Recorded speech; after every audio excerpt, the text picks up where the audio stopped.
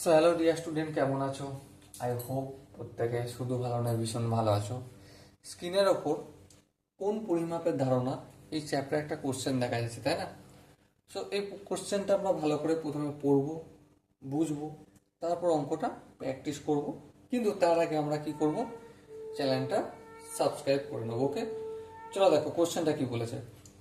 একটি বৃত্তের অসমান দৈর্ঘ্যের দুটি চাপ কেন্দ্র যে কোন ধরন করে তাদের অনুপাত 5:3। মানে সাপোজ এটা হচ্ছে বৃত্ত, ঠিক আছে?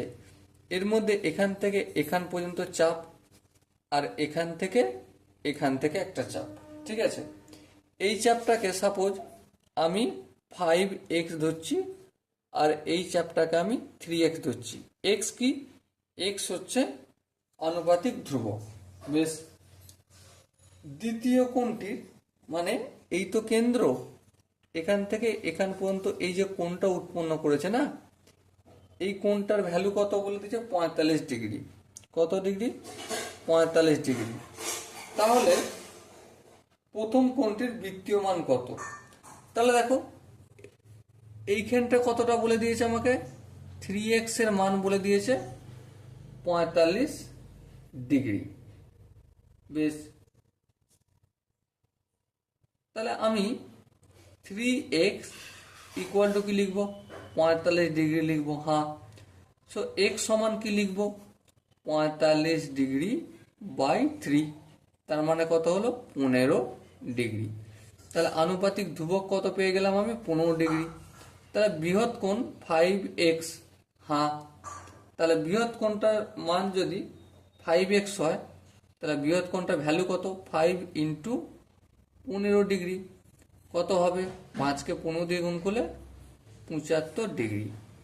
এবারে 75 ডিগ্রিটাকে আমি যদি বৃত্তীয় মানে প্রকাশ করি, তাহলে কি এসে দাঁড়াবে? ধ্যান দিয়ে দেখো, 180 ডিগ্রি সমান কি জানি? পাই। হ্যাঁ, 1 ডিগ্রি কি সমান কি? পাই/180। তাহলে এবারে 75 ডিগ্রি সমান কি? পাই/180, এর সঙ্গে 75 গুণ। ওকে, 5 দিয়ে একটু কাটাকাটি করব। হ্যাঁ করব। 5×15=75, আর 5কে 36 দিয়ে গুণ করলে 180। বেশ, এরপর দেখো আর একটু কাটাকাটি যাবে। হ্যাঁ যাবে। 3×5=15, এখানটা 5 করব। 3×5=15, আর 3×12=36। সো আলটিমেট কি পেলাম? 5π/12। ওকে, সো দেখো এখানে প্রথম কোণটির বৃত্তীয় মান হবে, অপশন এ কি আছে দেখো, 5π/12, আর এখানে সি হচ্ছে রেডিয়ানের চিহ্ন, ঠিক আছে? সো মাই ডিয়ার ওয়াটসন, আশা করি এই প্রশ্নের সলিউশনটা তোমাদের কোনো জায়গায় বুঝতে অসুবিধা হয়নি। যদি কোনো জায়গায় বুঝতে অসুবিধা হয় বা কনফিউশন থাকে বা ডাউট থাকে, তার জন্য কমেন্ট বক্স খোলা রইল। ওকে, সো দেখা হচ্ছে পরবর্তী সেশনে। ততক্ষণ পর্যন্ত ভালো থেকো, সুস্থ থাকো এবং জয় হিন্দ।